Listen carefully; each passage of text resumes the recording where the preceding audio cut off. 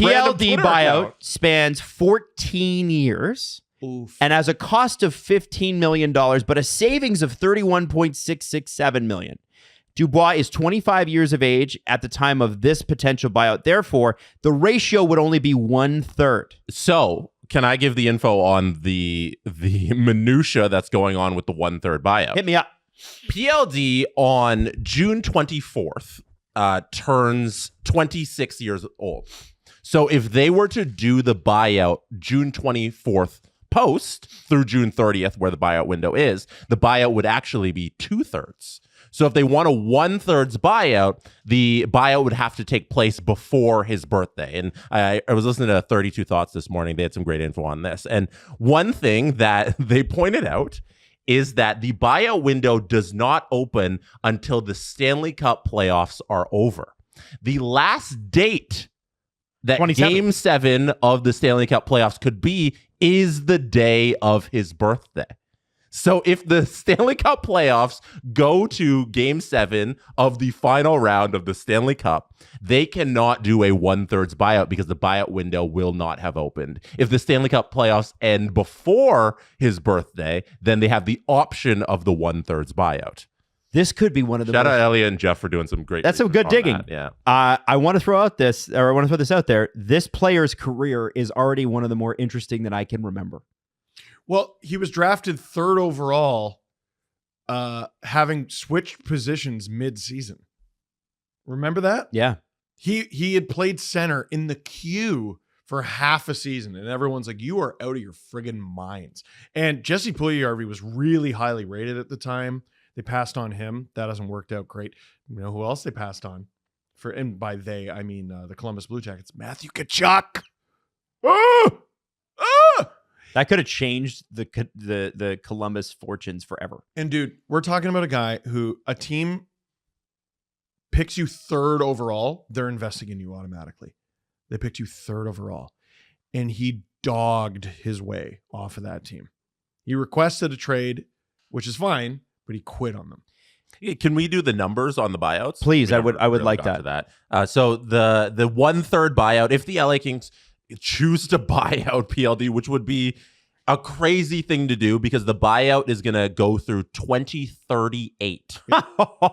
Rob Blake's fired. It's double the years that are left on the contract. So 2038. And throughout that deal, they're going to have a cap at $27 million over those years. It averages, it's like not bad. It's manageable. It's 1.6, 1.5, 2.5, 3.7, 3.8, 3.8, 2.8, and then 1.1 through the rest of those years, which would be about 6 years left. And then if they do the buyout after his birthday, so the Stanley Cup final goes to Game 7, it'll be a 2/3 buyout. You can see that the cap hit is a lot more through those years starting in 24-25. It's 2.7, then 2.6, then 3.6, then 4.9, 4.9, 4.9, 3.9, and then 2.2 through 2031 through 2038.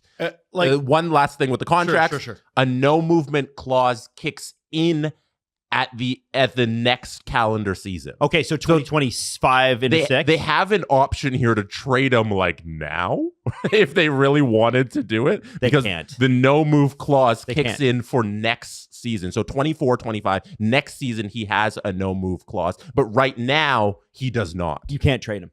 You can't trade him. So, You can't trade. Who's going to have till July 1st. You'd have to find somebody to play double retention with.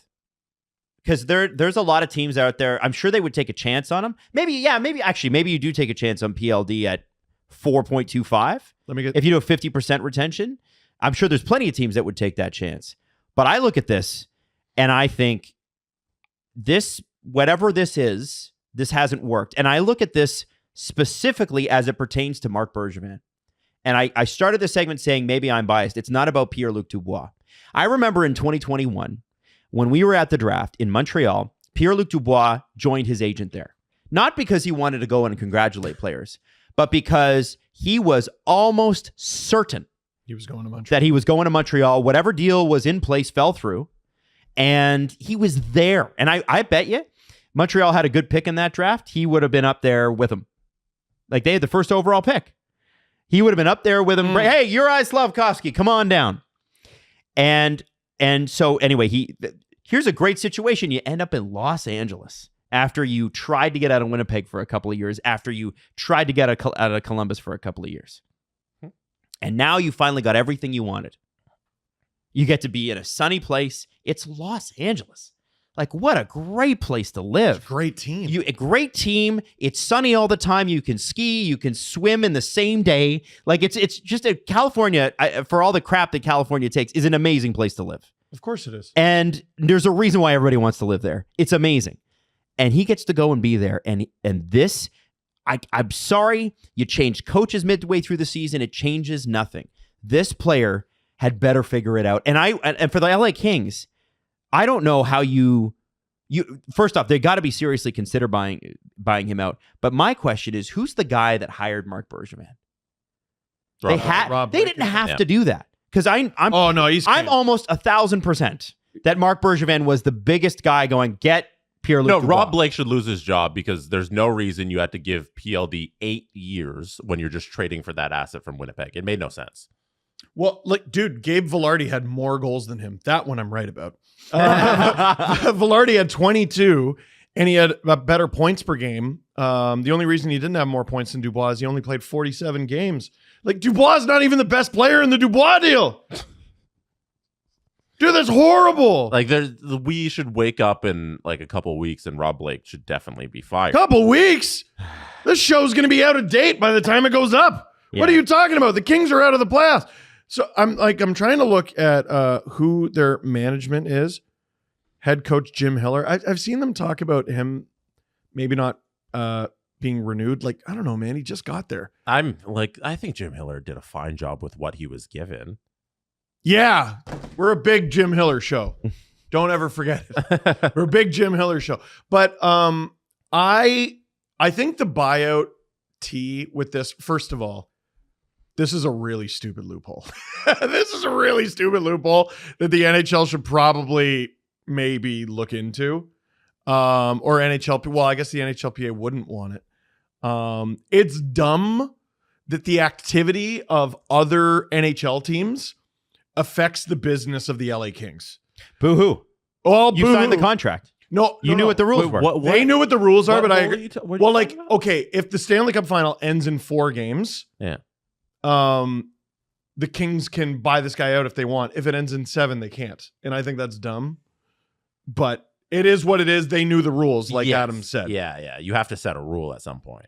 And I have baby brain, and I don't remember the other thing. Oh, we are using the buyout as too much of a crutch. It is really juicy. It's piping hot tea. There are some bad contracts around the NHL that could be moved. You were like, who's trading for that? And right off the top of my head, I went, what do you need to finagle to do a Dubois for Huberdeau deal? And then you mentioned that Dubois wanted to go to Montreal. Montreal's got some deals. Josh Anderson, you're telling me they don't want out of that deal? And, maybe Dubois will be happy for 60, 90 days and give him some good hockey for that time before requesting another trade. Well, I'm sure the media will be pretty hard. No, they'll be really Montreal. It's not an easy. No, you want to talk about media that's tough. That's the Montreal media. And by the way, I respect it. They expect their teams to win. Not all of them, but yeah. Yeah. Well, it's because they hold them to a high standard. They won a lot of cups. Could there be some finagling done with the Carey Price contract? There's potential movement here. I don't think the only way for Dubois to get out of LA is I don't think the only way for Dubois to get out of LA is a buyout. You want to hear a real fun one? This isn't going to happen, but imagine So, Jesse, does he have any trade protection right now? No. Right now, from now, it's the same situation that Mitch Marner was in last offseason. From today until July 1st, well, I guess June 30th at 11:59 p.m. Eastern time, you can trade PLD to whoever you want.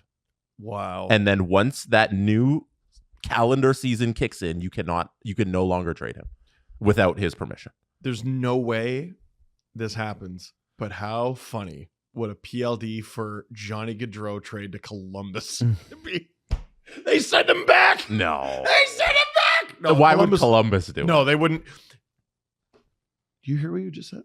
Why would Columbus do it? Yeah. That's how far Pierre-Luc Dubois has fallen. Why would Columbus take him back?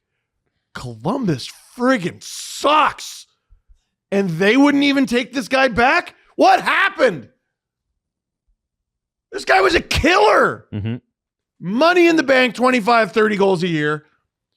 He's going to German suplex your star center in every playoff series. Going to hit everybody. He's going to beat the shit out of you. What happened? Mm-hmm. He was great in Winnipeg in the playoffs. And he's got only himself to blame. Yep. Mm-hmm. Yep. Only himself. Yeah, I can't put it anywhere else.